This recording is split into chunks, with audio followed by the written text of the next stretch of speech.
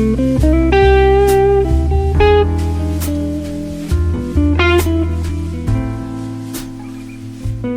this lesson, we're going to look at how to break down and simplify longer chord progressions. This is something you'll get into a lot if you play standards or classics by artists like Ray Charles. We're going to take a look at a chord progression that might seem a little complicated at first, but we're going to break it down into small, manageable pieces. And along the way, we'll cover some harmonic devices that you can use in your own compositions, as well as some great tools for outlining changes in your solos. My name is Jack Ruch. Welcome to my channel. Let's get into it.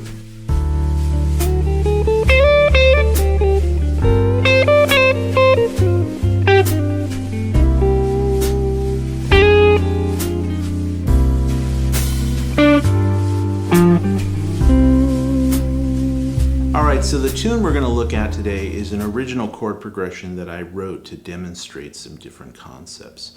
This chord progression is going to use things like secondary dominants and major and minor 2-5-1s.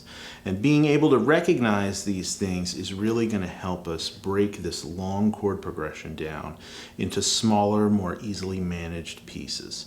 So to start out, I'm going to play down the chord progression. I'm just going to play rhythm guitar, and I'll throw the chord names up on the screen. As always, if you want additional tabs, charts, backing tracks for these lessons, head over to my Patreon page. The link is down in the description. So first I'll play rhythm, we'll cover the basic track, and then we'll get into breaking it down and analyzing it.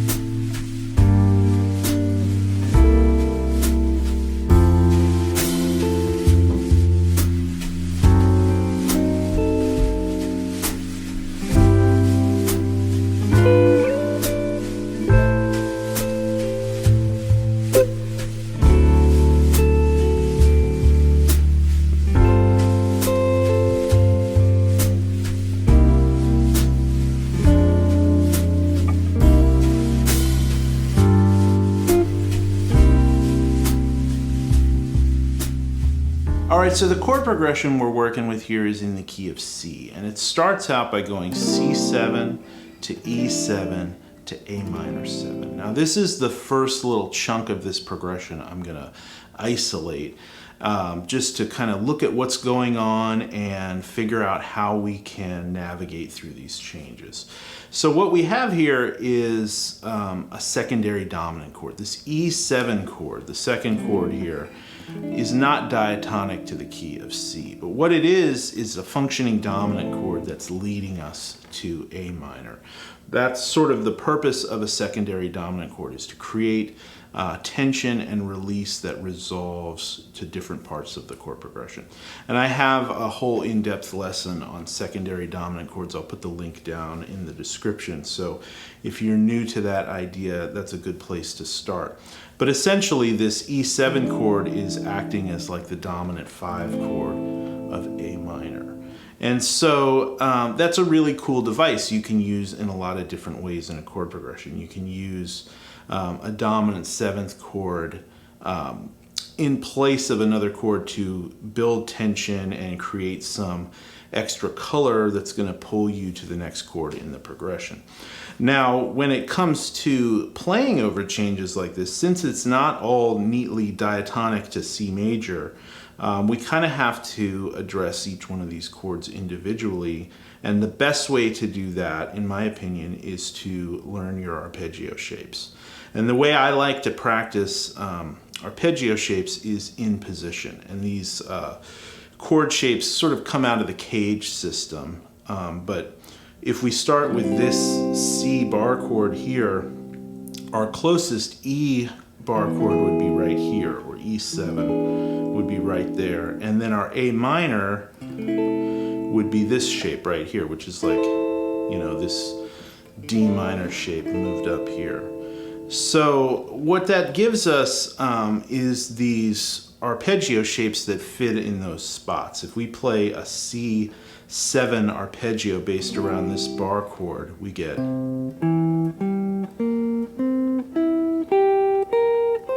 right, so the root, third, fifth, flat 7, root, third, fifth, flat 7, root.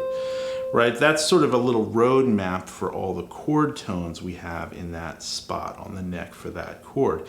And then when we move to this E bar chord, we have this shape, which starts, the lowest note in the position is actually B, the fifth of the chord. So we'd start fifth, flat 7, root of E. Then third, fifth, flat 7, root, third, fifth, flat 7. Right, so that's a really great way to just outline the sounds of these two chords. Right, already we're kind of playing inside the chords. And then as we go to A minor, we would start on the minor third, C, and then fifth, flat 7, root. Minor third, fifth, flat 7, root, minor third. So when you first start getting into this stuff, the way I like to practice it is just sort of out of time, just working through the shapes, just to kind of train your fingers and your mind to hear these things and visually, see these things on the fretboard. So just practicing going up and down through each one of the chords.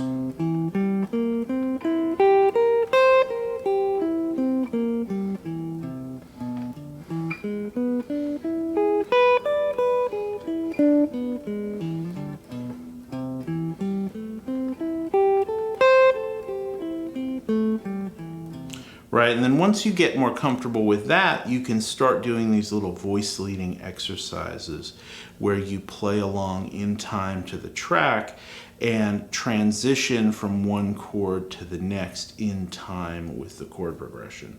And this is a little bit trickier, but it's a great way to see the connections between the chord tones. You can do things like play up a C7, and then right here transition to an E7, and then right here transition to A minor 7.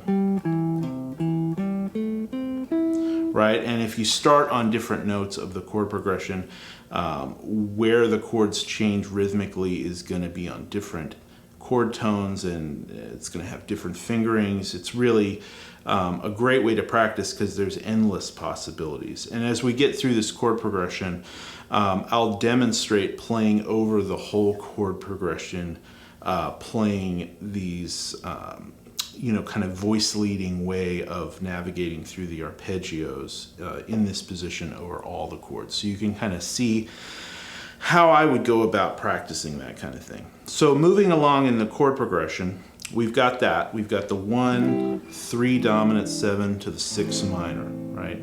Which is like a secondary dominant chord heading to A minor. Then from here we do what's called a major 2-5-1. This is a really common chord sequence or harmonic device that you can, again, put into an existing chord progression to give it some more color, more movement, more tension and release.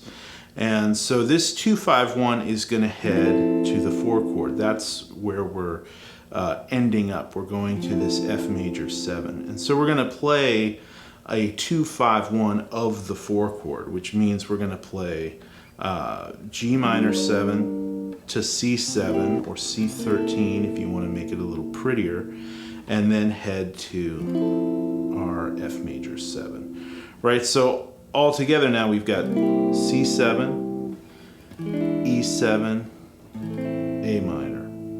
And then we can play G minor, C7, F major 7. And again, we can look at these in position, right? If I was to play these chords all in position, I'd get C, E7, A minor, and then G minor, C, and then F, right?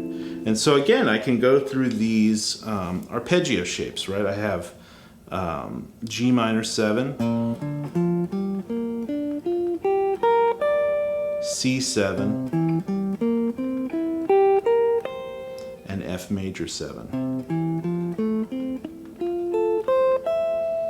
Right, so just practicing that right there, just being able to identify and isolate those chords is such a huge first step. And again, I'll put some other content up on my Patreon page to show you these arpeggio shapes, so if you're new to this, you can practice it at your own pace, because it does take time to get this under your fingers. But once you get these things, you can really start to build lines just by transitioning through chord tones, right? I can play right up this G minor and then down this C7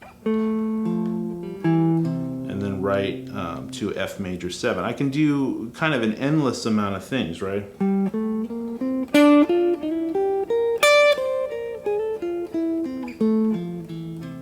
Right, all that is basically just chord tones, but you can really hear the chords changing within the line. So when you start to tie it together, this is the real key to practicing these long progressions, is take these little 3-chord pieces, right, and work out vocabulary in a way that's sort of easy to wrap your mind around and manageable, and then start tying it together when you add the next set of chords. So if I have these lines for the first part, C to E7 to A minor, right? Say I have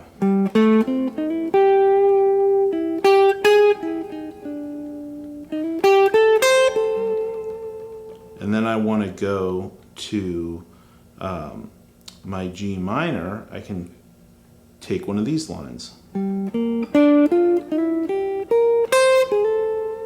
right, and try tying that together in different ways and coming up with different vocabulary. Now, I did record a full solo, which I played a little bit at the beginning. I'm going to play that at the end, and all the tabs for that are going to be available on Patreon, as well as this backing track.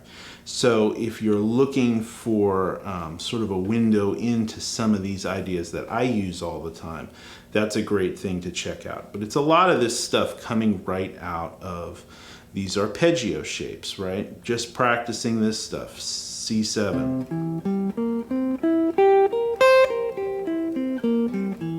E7.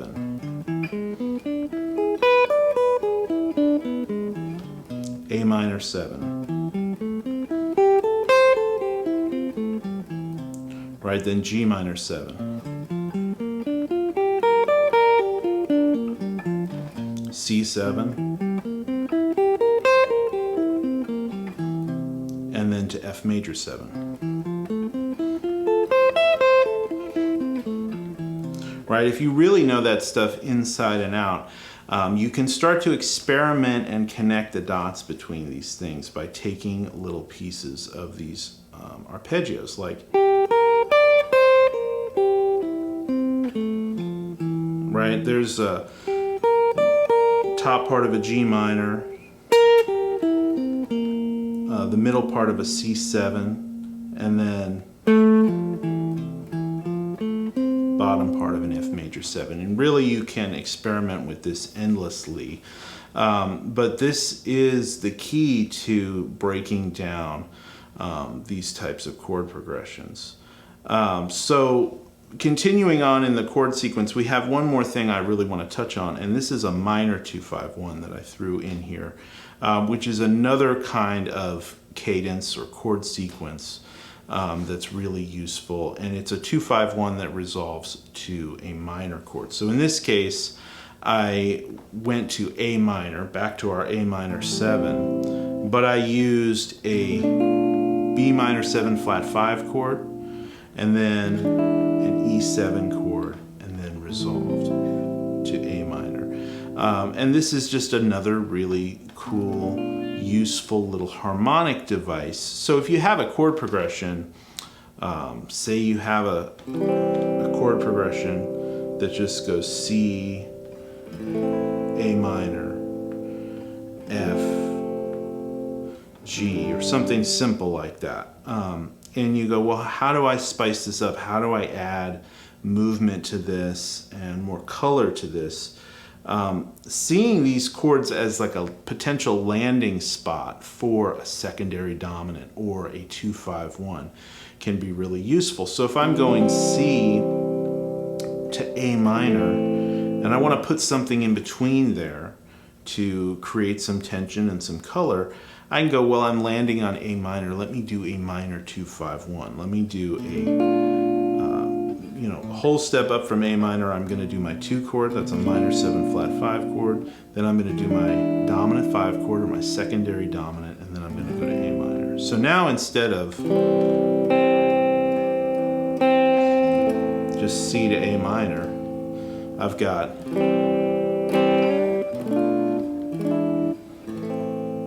this really nice little movement in there. And you can do that, a lot of other ways. I could do, if I wanted to go to F, I could do a major 2-5-1. I could do G minor, C7, F, right? So these are really great little harmonic devices. I've talked about this stuff a lot on the channel, but it's super useful for writing your own chord progressions, but also analyzing and breaking down these chord progressions. If you can look at a chart and visually see like, oh, that's a 2-5-1, that cadence there, then you can start to build vocabulary that work over those chord progressions, and you can start to plug that in. So then mentally organizing this long, complicated chord progression becomes a lot easier because you can break it down into these small digestible pieces, and you go, well, I understand what that is and I know how to play over that. I understand that. So then it's just a matter of connecting these two things. So over that minor 2-5-1, again, you can play your arpeggio shapes. Right, you can play the minor 7 arpeggio to, right, the dominant 7th arpeggio, and then, right, all that kind of stuff. And come up with lines to navigate through those changes. So, and then I can tie that together with the other stuff I was talking about. So C major, if I want to play a lick over that, and then to E7, and then to A minor 7, right, and then G minor 7, C7, to F major 7, and then B minor 7 flat 5, E7, and then A minor 7. Right, and you can start to tie these things together by working through these arpeggio shapes. Okay, so now what I'm going to do is I want to demonstrate this voice leading exercise, this way of navigating through the changes, playing the arpeggios in one position. Again, it takes a lot of time to get these under your fingers, so there's lots of resources and diagrams you can look up for learning arpeggio shapes. And everybody's going to do this at their own pace. Everybody works a different way, but for me, starting out with this, it took many months of practicing these arpeggio shapes all over the neck to get them really comfortable and being able to hear them and visually see them everywhere on the fretboard. But I want to take you through the entire chord progression, playing through the arpeggios and connecting them together. So what I'm going to do is I'm going to play along to the track in time. I'm going to play up one chord progression, or one arpeggio shape rather, and then as the chord changes, I'm going to seamlessly shift to that next arpeggio. And if I'm going up, I'm going to keep going up until I reach the top of the position and then start coming down. And if I'm going down, I'm going to transition to the next chord and continue to go down. So that's the way this works. I'm going to do that along to the track, and then after that I'll put my entire solo that I recorded with a lot of these licks that we've been talking about in this lesson, put to use in the solo. And again, the tabs for both of those things, the voice leading exercise and the solo, will be available over on my Patreon.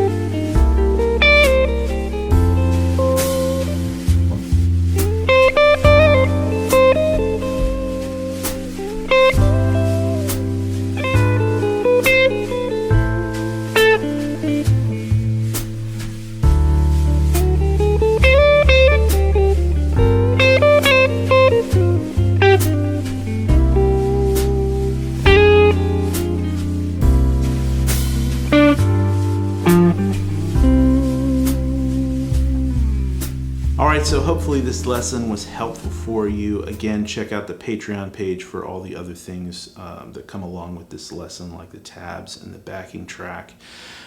These are great types of chord progressions to practice if you're working on outlining changes and learning your 4-note arpeggio shapes. This is exactly the kind of stuff I practiced a lot and still continue to practice all the time. Breaking down these complicated chord progressions into smaller pieces will help you recognize these harmonic devices in other songs and help you build vocabulary to play over them. So until next time, happy practicing and take care.